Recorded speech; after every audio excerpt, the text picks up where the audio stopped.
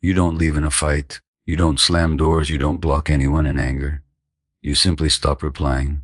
One morning, someone reaches for their phone the way they always do, expecting access to you, and something hits them in the chest. You're still there, but you're no longer available, and they don't know when that happened. If this feels familiar, stay with me, because what you're experiencing is not avoidance and it's not cruelty. It's a shift. I'll explain later why this shift happens suddenly on the outside, but slowly on the inside. And I'll also explain later why once it happens, people around you react in ways you never expected. Highly unreachable empaths confuse people because they don't look angry. You're calm, you're polite, you're even kind, but you're gone. Not emotionally dramatic gone, energetically closed. And that's unsettling to people who are used to your openness, your listening, your patience. They don't know how to reach you anymore. And that's the point. Silence feels hard for you because connection is how you survived. You learned early to read rooms, read moods, read pain. Being available became your strength. So when you choose silence or no contact, your body resists it. Your mind tells you to check in, explain yourself, soften it. That discomfort doesn't mean silence is wrong. It means you're breaking a pattern that once kept you safe but no longer serves you. Distance is not punishment, it's protection. Let that land. Distance is not punishment, it's protection. You're not withholding to hurt anyone. You're stepping back to stop hurting yourself. Chasing feels natural to empaths because you believe understanding can fix disconnection. You reach out to clarify. You follow up to repair. You lean in to soothe. But chasing quietly teaches others something dangerous.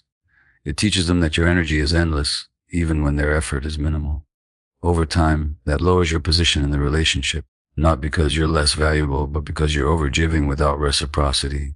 I'll explain later why some people only recognize your value once you stop offering it, and why that realization often comes too late.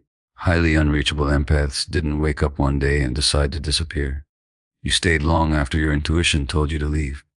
You gave second chances that should have been endings. You explained yourself to people who were never listening. And one day, something inside you clicked. Not anger, clarity. The moment you realized that being reachable to everyone was costing you access to yourself. Silence becomes powerful when it's chosen, not reactive. When you stop explaining, others are forced to sit with their own behavior. No emotional cushioning, no translation, no rescue. That can feel cruel to them, but for you, it's relief. Your nervous system finally gets a break. Your mind stops scanning for danger. You start hearing your own thoughts again. People may call you distant. They may say you've changed. What they really mean is that you stop making yourself small to keep the peace. You stop negotiating your boundaries in your own head. You stop being the emotional home for people who treated you like a hotel. Distance is not punishment, it's protection. This is the spine of everything you're learning right now. Say it again in your body, not just your mind. Distance is not punishment, it's protection. There's a strange behavior that shows up at this stage. You stop reacting quickly. You don't jump into conversations. You don't overshare. You listen more than you speak. And people who relied on your emotional responsiveness feel unsettled. They mistake your calm for coldness. But this calm is earned. It comes from knowing that you no longer need to be available to be worthy. Another behavior is that you stop correcting misunderstandings. This one surprises people. You used to explain yourself so clearly. Now you let others believe what they want. Not because you don't care, but because you finally understand that clarity doesn't come from words alone. It comes from consistency. And if someone consistently misunderstands you, explaining more won't fix that. You may notice that fewer people have access to you now. Your circle gets smaller, quieter at first. That can feel like loss. But pay attention. The energy in your life changes. There's more space, more honesty, less tension. You're no longer performing emotional labor for people who never learned how to hold you. Highly unreachable empaths are not withdrawn because they are broken. They withdraw because they are healing. They are integrating lessons that once lived only in pain. They are choosing dignity over overexertion, self-respect over self-sacrifice. And here's the part most people don't see. This phase isn't permanent isolation, it's recalibration. You're learning what safe connection feels like. You're learning your own limits. You're becoming selective, not closed. In the next part, I'm going to explain the psychology behind this shift. What actually changes in your mind and nervous system when you stop being emotionally available to everyone? What happens in other people when they realize they no longer have automatic access to you? And why this stage, as uncomfortable as it can feel, is often the turning point where an empath finally comes home to themselves. When you step back, the psychology underneath it is deeper than willpower. You're not just changing behavior. You're retraining a nervous system that learned closeness through vigilance. For a long time, connection meant staying alert, staying responsive, staying available. Stepping back feels like danger because your body associates distance with loss. That's why your chest tightens when you don't reply. That's why your fingers itch to reach for the phone. Nothing is wrong with you. Your system is adjusting to safety without overextension. What actually happens when you step back is this. Your nervous system begins to come out of survival mode. The constant scanning softens. Your breath deepens. You're no longer bracing for emotional impact. That space can feel empty at first. Silence is unfamiliar.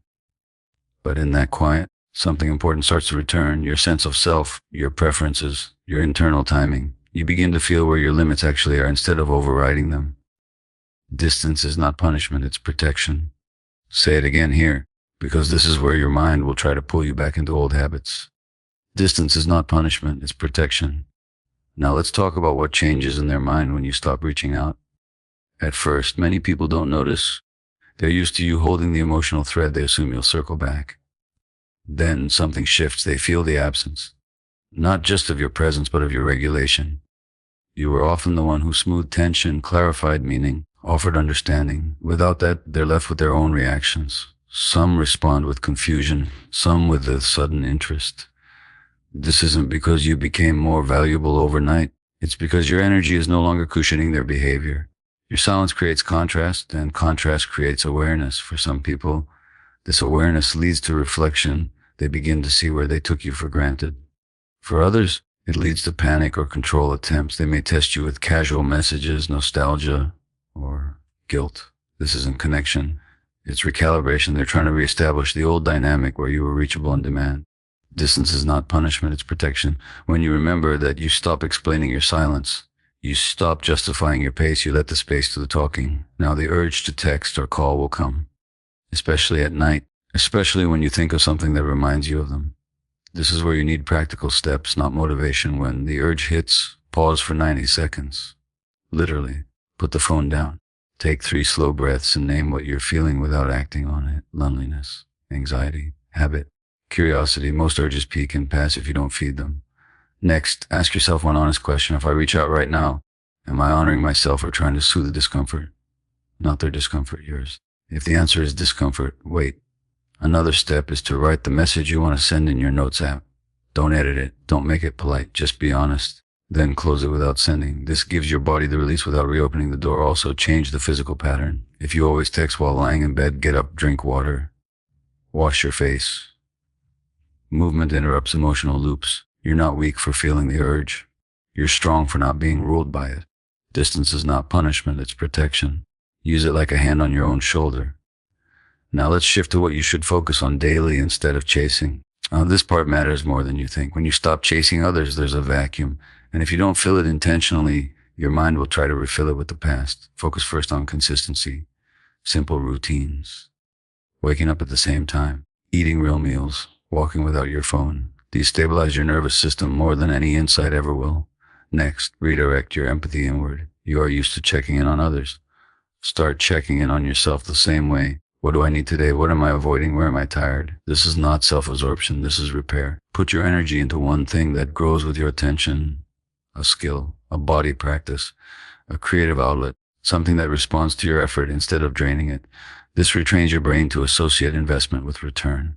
Also, notice who shows up without you chasing, who respects your pace, who doesn't punish your silence. These are data points. You don't need to confront anyone. Just observe. Distance is not punishment, it's protection, and protection creates clarity. There's another psychological shift happening quietly. As you stop reaching out, your identity begins to change. You're no longer the emotional first responder. You're no longer the one who keeps everything together. That can feel disorienting. But it's also where self-respect takes root. You realize you don't have to disappear to be safe. You just have to be selective. Some days will feel calm. Some will feel heavy. Both are normal. Healing doesn't move in a straight line. But every time you choose not to chase, not to explain, not to overextend, you reinforce a new message inside yourself. I am allowed to have limits. I am allowed to rest. I am allowed to be unreachable. In the next part, we're going to talk about what happens next, what to do if they come back when they sense the shift, how to hold boundaries without hardening, and what it looks like to move forward with dignity if they don't. Silence reveals truth either way, and you deserve to know how to stand steady in both outcomes. If they come back, this is where most people lose themselves again. Not because they want to, but because old hope wakes up fast. The message arrives. The apology sounds softer. The attention feels warmer, and suddenly your body wants to rush back to familiarity. Pause here. Coming back does not mean things are different. It only means contact has resumed. Your job is not to punish them or reward them. Your job is to protect your standards. That means you move slowly. You don't overshare. You don't explain the silence in long emotional paragraphs. You don't rush to restore closeness. You watch behavior, not words. Consistency, respect for your pace, accountability without defensiveness. Those are the entry requirements now. Boundaries are not ultimatums. They are quiet decisions. You decide how often you engage. You decide how much access they have to your inner world. You decide what is no longer negotiable. If they push, rush, or guilt you, that's information. You don't need to argue with information. You simply adjust your distance. Distance is not punishment, it's protection. Say it here, because this is where people forget. If they truly want to reconnect in a healthy way, they will respect the slower pace. They won't demand the old version of you. They will meet you where you are now, not where you used to be when you overgave. And if they can't do that, the clarity saves you months or years of confusion. Now let's talk about the other path. If they don't come back, this is the part that hurts quietly. Not in dramatic waves, but in small moments. When you want to share something and realize they're no longer there. When the phone stays silent. When the fantasy finally dissolves. This is not failure, this is truth. Silence reveals truth either way. If they don't come back, it means the connection depended on you carrying it, and that is not a loss. That is a release. Closure does not come from a final conversation. It comes from accepting what their absence is telling you. You don't need more explanations. Their behavior has already answered the question. And once you accept that, your energy begins to return. Dignity means you don't chase clarity from someone who chose distance. You don't rewrite the story to make it hurt less. You don't blame yourself for outgrowing a dynamic that required self-abandonment. You let it be what it was, and you let yourself move forward without bitterness. Moving forward doesn't mean you stop caring. It means you stop centering your life around people who can't meet you with presence and respect. It means you start building a life that feels grounded even when no one is watching. Peace becomes more important than intensity. Safety becomes more attractive than chemistry. Distance is not punishment, it's protection. And sometimes protection looks like letting go without closure, without applause, without explanation. Here's the quiet truth underneath all of this. When you stop being available in ways that cost you yourself, the right people don't disappear. Only the ones who benefited from your overextension do. Silence reveals truth either way. It reveals who valued you for who you are and who valued you for what you provided. Let's bring this together quickly. Stepping back calms your nervous system. It restores your self-respect. It changes the dynamic whether they return or not. If they come back, you lead with boundaries, pace, and standards. If they don't, you gain clarity, dignity, and forward motion. Either way, you win yourself back. One clear action step now. For the next 7 days, do not initiate contact with anyone who makes you feel anxious, unseen, or unsure of your value. Not to test them, not to prove anything. Simply to observe how your body feels when you stop chasing. That information will teach you more than any message ever could. You don't need to disappear to be powerful. You don't need to harden to be strong. You just need to stop abandoning yourself to keep connections alive. Distance is not punishment, it's protection. And protection is how self-respect sounds when it finally speaks. Stand calm here. Stand grounded. You are not losing anyone who is meant to walk with you at your true pace. And if this resonated, watch the next video where we go deeper into how emotionally unavailable people react when you no longer play your old role.